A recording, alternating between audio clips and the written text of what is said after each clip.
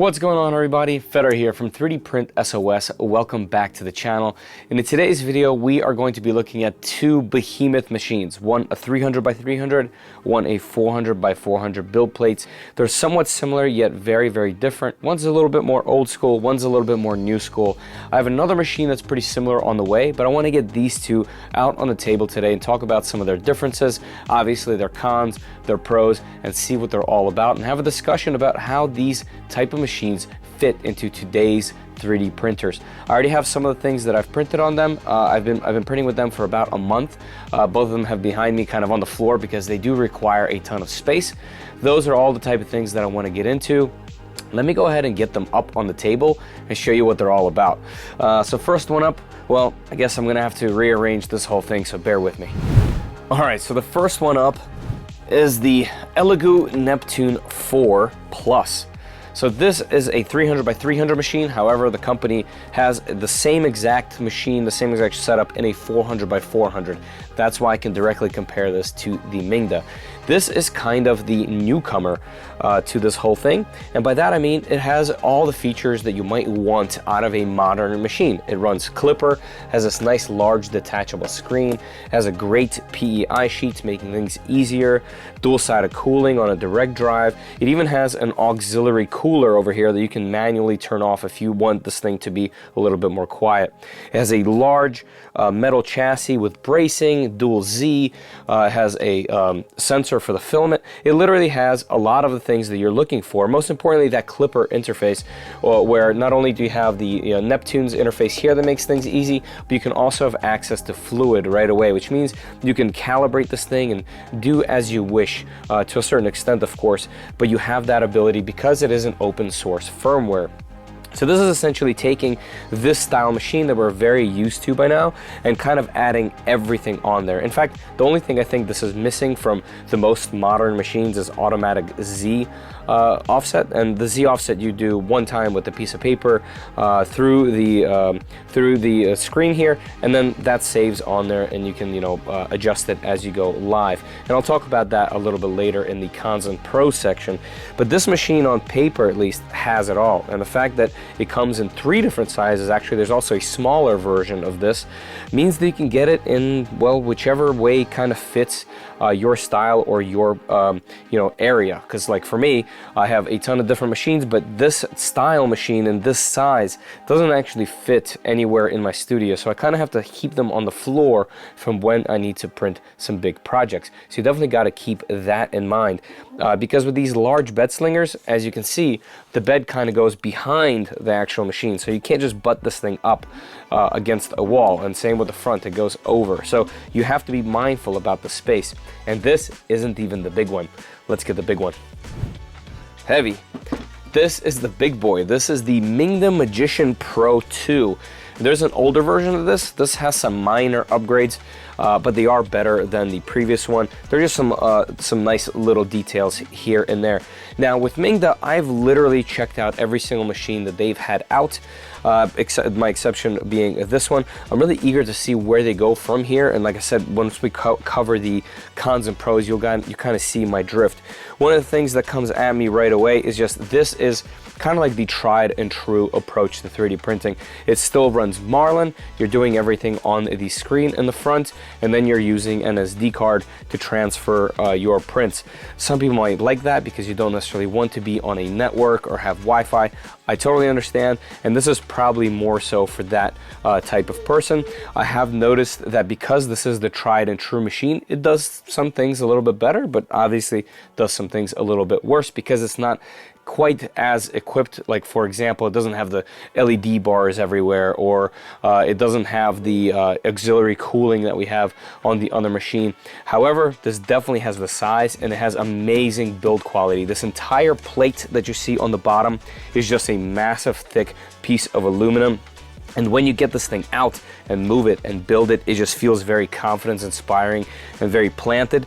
And I think it should be when you're dealing with 400 by 400. Otherwise, you know, it still has this awesome PEI sheet, and for this size plate, this is kind of a requirement. I've had this machine with glass before, and taking the prints off is a real chore because it tends to stick a little bit too much to Mingda's glass.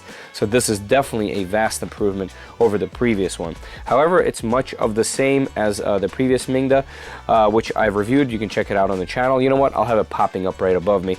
But it has dual-sided cooling, direct drive, very, very much the similar, and I think most of the differences between the two machines will come out in the cons and pros. So you know what? Let's jump into the cons and pros now, and then we'll go over the prints and how they came out. All right, let me get my notes. Wow, you can really see the size of them once they're up here together at the same time, literally taking up the majority of my desk, and I'm trying to squeeze into the shot here in the middle. But let's start with the cons of both machines. Like I said, I've been printing with them for about a month or so. I've printed small things, I've printed large things. You guys have seen me print and open these on live streams, so I'll have links to those down below, as well as all the files that are printed that we'll cover a little bit later. So with that said, if you guys want to see the details, I think those are probably better videos. This is more of how my experience has been with both of these machines. Let's do the cons, and we're going to start over here with the Mingda Magician. They're actually not that vast. So the first thing is, this machine comes with a 4mm nozzle, and actually that comes on both of these machines, which is kind of astonishing with the fact that they're this big. They just print slowly with that kind of nozzle size, and I don't mean that by print speed. I just mean that they don't push that much plastic for the size of things that you'll be printing with one of these machines. Because let's face it, if you're buying a 400 by 400 machine, you're not trying to print a bunch of benchy sized objects unless you're filling the entire plate, and even then that might not be worth doing with such a big machine. This is for if you have a large project, something big you just can't fit on a smaller Ender style machine. This is what these are for, and the fact that they come with a 0.4mm nozzle is kind of strange. In fact, I would suggest to them just to include it, just to include a 6, even an 8mm nozzle in the box, just so that somebody can throw that in. I know nozzles aren't very expensive, but it's just strange to me that such large machines still come with 0.4mm nozzles, especially because there's such strong profiles available for larger size nozzles. This machine relatively has a slow print speed. Like I said before, it's a tried and true style machine. It still runs Marlin. It doesn't have things like input shaping, etc. So it is on the slower side, but because of that, it has a lot more consistency with it, and that's just how it prints. You know it's going to be a little bit more reliable in that sense, because there aren't too many surprises with this. We've already seen this. We know how it works. You know what I mean? It's you slice it, you put it on here, make sure the first layer is good, and you are solid. You just have to wait a little bit longer. It just prints a little bit slower out of the box. One of the downsides additionally with that is that I can't seem to get an absolutely flawless first print, or first layer rather, on this machine. And I've tried many different things. I believe on stream I tried to do a whole sheet of a single layer, and it starts out kind of okay, but then it gets spotty. Even though this does automatic bed leveling and you can adjust the Z as it goes, it still doesn't always print the perfect first layer. I'm not exactly sure what because of what that is. It does have a very large bed. It isn't the thickest bed in the world, but because of that leveling system that it has, it should be able to make a mesh. It should be able to compensate a little bit better for it. I'm not exactly sure why not. I've had the same issue with other Mingda machines. It's not that crazy of an issue, because clearly we can still print with it. However, it's not extremely consistent, but I must say it's a little bit more consistent than I have seen out of this machine. But let's keep going. The other thing is that this massive size needs special space, and I kind of touched upon that earlier, but this one specifically, this is an absolute monster of a machine, and if you need something like this, if you need this much space, be ready to give it space as well, okay? So not that many things I have on the cons, because the rest is kind of self-explanatory and kind of deals with those things that I mentioned. So let's move on to the Neptune. All right, so with the Neptune, I've had historically terrible luck with the type of ABL sensor that is on this machine. One of these little optical sensors. I've had other machines, and I have a machine right by me here, the Reborn 2, that I just not had good luck with it. And because of that, I've had very inconsistent first layers with this one specifically. I've actually had to start print sometimes 3 or 4 times before I'm satisfied with the first layer, whereas on this machine, maybe once, maybe twice, and then this thing was good. I've actually had a bunch of back-to-back great prints on this, whereas this one, I couldn't get that. And yes, it eventually prints fantastic, but that first layer, something about it, something about this ABL being inconsistent. Like I said, it's not just this machine's fault. It's the ABL's fault, because I personally have had that on several machines and they've all had the same problem. So Elegoo, if you guys are watching this, I would highly suggest you guys look into that sensor and maybe try to switch it out for something else on a future machine. There is an included giveaway SD card that is for the screen firmware updating. I mentioned that because it was extremely confusing to receive a little package with a small SD card that says giveaway.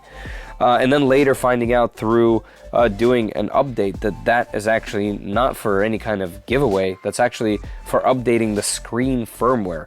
So it was pretty weird to get that out of the box, especially because it's not mentioned in the instructions anywhere, only up until you research on how to do a firmware update on this machine. So kind of a strange one there. All right, and then the last thing I have on here for a con is I can't start prints from the tablet if the print was originally started from Fluid or Orca.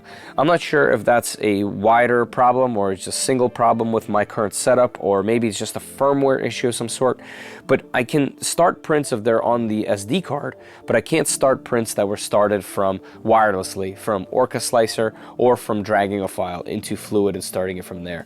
The files print perfectly fine. They're obviously in Orca and in Fluid, but I can't start them from the screen. So the best example I had is I was printing a bunch of different files on here that I needed to constantly repeat printing, and every time one would finish, I would come back to do the print again, you know, warming it up on the screen, waiting, and then coming back and hitting print, but actually not being able to find the file. So I would have to reslice the file if it wasn't already sliced, and then re-upload it again to Fluid. So kind of a strange little bug. I'm sure that's something that can be easily fixed in firmware, because if this is running a Clipper, that type of information should be there, considering those files are already in Clipper. So the problems with this machine are because of all of its modern little things that it has on it, and the problems with this one are because it doesn't have those on there. What do you know? All right, with that, let's move into the pros. All right, so if you could get through the cons, that might mean that these machines are for you, or maybe one of these machines is for you. So with that, let's go right into the pros. These are all the things that I really liked about them.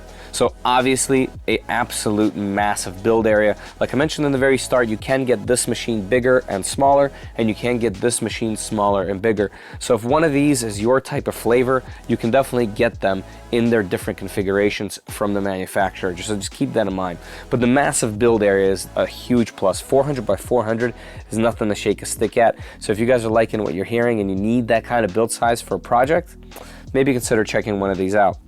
This machine has an awesome PI sheet. Everything just comes right off of this thing. It sticks right on there. If you can get that first layer to be flawless and flat, this thing is doing a great job with that PI. And the reason why I'm mentioning that, I know a lot of machines have PI, but it's because the previous machine, the non-number 2 version of this, had glass that was just a little bit too sticky, as you might have seen in my review, if you guys have seen that on my channel.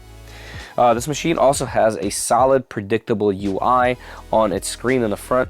Nothing there. You can see what you get. You kind of click it, set it up, go through its thing, make sure it does its bed leveling, easy to preheat, easy to find files. I have nothing bad to say about that UI. I think it's perfect for people trying to get into 3D printing, and for people that have been 3D printing for a while and just want to get the UI out of the way and just get to the prints and get it over with. I think it's solid. I think they did a pretty good job there.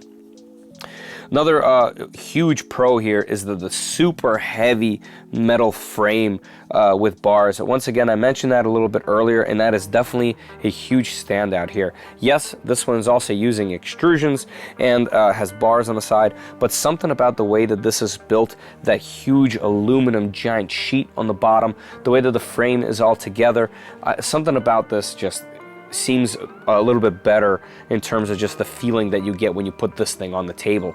Yes, this machine is sturdy, but this one, I like the way that this one feels in terms of its build a little bit better. And finally, it's the tried and true approach. This has been done for many, many years. There's nothing too new and glitchy about this. There's nothing really to figure out. If you're not new to 3D printing, this thing should be a piece of cake. It is just a larger version of everything that we like about these type of 3D printers. So if those cons aren't that big a deal and you like the sound of those pretty simple pros, well, the Mingda Magician Pro 2 might be for you. Let's move on to this one. All right, so for the Neptune 4, we have the large magnetic screen with good build quality. So this screen is pretty nice. I love the fact that it's held on by a magnet. It makes it really easy to pick up in case you guys didn't have a proper space for this and needed to be sideways or something along those lines. The fact that you can take this and put it anywhere you'd like to see the screen, that is a nice touch. On the Mingda, the screen is on the very front, so if you had this thing sideways, well, you kind of have to break your neck to get over there, whereas this, that's a good design choice right there. Another pro is Klipper out of the box. That's always a huge plus for me. I'm a huge fan of the way Klipper is and what it stands for, and just the ability that you get as a user, whether you're a beginner or advanced with Klipper. So that is always going to be a pro. The other part of that is a lot of machines run Klipper, but this machine has fluid available to you right from the start, which means once you hook this thing up to Wi-Fi, you type in that IP address in your computer and you have the entire interface with all access to everything Klipper right then and there. You can just use it as simple as you want by dragging your files in there and managing them through there, or just looking at a camera if you plug in a camera into here. Just simple things. Or you can get your hands dirty, get into the configuration, set yourself macros that you like. There's just so much you can do. You can really grow with that firmware. So that is a giant pro for me for this machine. It also has a ceramic hot end that heats super fast. It takes just seconds to heat up. Obviously the bed's gonna take a little bit longer because it's so large, but the hot end's something you don't have to worry about. The ceramic hot ends in new machines are just fantastic, and this has it in there. It has LEDs on the hot end and gantry, so just like a lot of other modern machines, we have LEDs pointing down, we have LEDs in the hot end. You can see exactly what you're printing at all the times, something that I wish that the Mingda had as well. The auxiliary fans have a manual on and off switch, and they're 40mm by 20mm dual fans on here. So yeah, they're pretty large blower fans going right where you need them, right where the print head is, and you can turn them off if they're too loud, and I really like that actually. You can obviously turn them off in software as well, but the fact that there's a physical switch means if something is going on and you walk up to the printer, you can just turn it off or turn it on depending on what you're doing. That's kind of an interesting add-on feature to such a machine. You could even remove it completely if you wanted to. So that's kind of cool, and obviously it's great for printing a little bit faster because that's Klipper, and it definitely helps blow a lot of air onto the build plate exactly where you need it. So definitely a pro there. It gives you easy calibration via Klipper on its screen, such as PID tuning and input shaper. All that kind of stuff is done through here. You don't actually have to know much about Klipper or send any kind of commands. They kind of did it through this nice simple GUI, so you can calibrate this machine pretty easily right there through the screen. That's definitely a huge plus if you're new to 3D printing. It has advanced features like expert leveling. I'm always a huge fan of kind of dialing down the user experience until you want it. And when you want it, you can go into advanced features. So anytime I see that on a printer, the fact that they didn't disable them completely from us, but gave us an additional kind of menu system to go into to get advanced features, I'm always going to be a fan of that. So that is definitely a pro for that machine. And lastly, in here we have has a bunch of 3D print modes in terms of speeds, and I wrote here that the sport mode rips. It's true, the machine goes extremely fast when it's in sport mode. Not necessarily the best thing ever for quality, but it can print fast if you wanted to. So if you needed something printed in kind of a draft, or you just needed something real quick and you have the cooling for it in PLA, well, you can definitely rock it with this machine. Just keep in mind you are flinging quite the large bed on these 300 and 400 millimeter sized machines. All right, let's get these things off of here. Let's see the prints that these things put out, and let's kind of conclude the comparison. All right, so instead of printing little trinkets and testing things, I decided that shortly after just the test prints that are on the machine, I'm gonna just use them for something that I'm actually gonna use in the studio. So I decided to look for different ways to organize my shelving back here, and I came across these toolboxes that I couldn't scroll past. I'll have them linked down below. This is actually a slightly larger version, and it's perfect for these machines because, well, you know, you can test printing something like this, and I think it's fantastic. So both of these larger outer areas were printed on the Elegoo, and then all of the drawers were printed on the Mingda machine. And I have one actually here. Oh, and some accessories as well. I have one actually here that was printed from the Mingda machine, and this is before taking any of the supports off. But both of these files, this blue piece without the accessories on it, and this were both 20-hour prints. And as you can see, even though this is a more complicated 3D print with a whole lot of supports that it needed, this print pushed a lot more plastic in the same amount of time, and that's just because it is a faster machine running Clipper. However, this is nothing to sneeze at. It has to bridge things together. The supports, they actually come off really, really nicely off of here, and that's why I kind of wanted to show you. So I printed this with a brim, with supports, and a 20-hour print like this for a drawer. It's not necessarily that bad. There is some tiny little wisping. I wouldn't even call this stringing. There's some tiny little wisping that you can just take a heat gun to, and it goes right off. But yeah, the supports come off super, super clean. Like I mentioned about the first layer, the corners on both machines just started to come up. This was actually printed with a ton more of a brim over this one. This one came up a little bit more. I just have stuff in this one, so it's harder to show, but I'm sure I'll have things up on the screen. As you can see, this definitely had some lift on the corners. Not necessarily crucial for this type of print, but if you were printing something that was multi-piece that had to be put together, that might be something of a concern. And like I said, I did have issues with consistency with first layer, and it's just, they're big machines. You got to know that you're gonna have to deal with certain things like that. There's other ways to combat it: thick brims, mouse ears. There's just all sorts of ways you can tackle this. But let's go over how these things printed.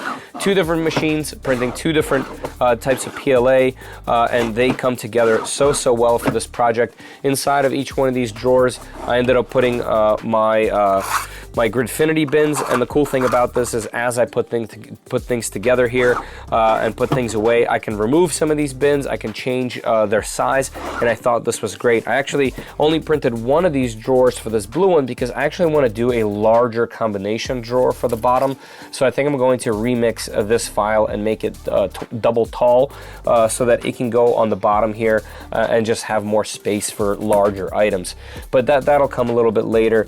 But as far as the prints go, I mean, this is just fantastic in my opinion. I think both printers did a really good job. Look at those layer lines. They literally do not exist. It kind of just blends in together. The bottom's looking good, minus the little corners. I printed TPU feet for them as well. Actually, admittedly, not on this machine, but TPU feet on the bottom of this cute little box, and I just adore it. And I think this is the perfect example of the type of thing that you would use on these machines. You couldn't fit you couldn't fit these things or slightly larger things on smaller machines. It just wouldn't work that well. Whereas here, this is just a breeze for such a large machine like this. I think it's the perfect example.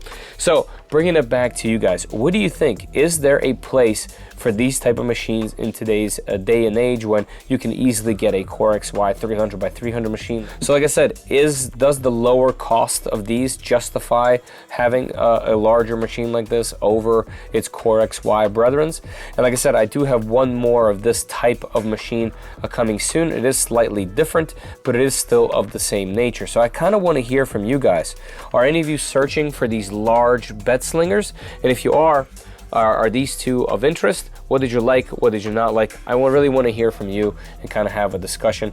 As always, you can look below for all the links for these machines, as well as these prints, as well as things like shop at 3dprintsos.com, where you can get some cool merch like this spaghetti shirt, this Hot Ends mug, and many more cool things. We also have links for the Discord down there, which is a free chat room / forum where you can share your prints, get help for your machines, ask advice like this, about which type of machine you're interested in, things along those lines. Just share your prints, share your ideas, share your design.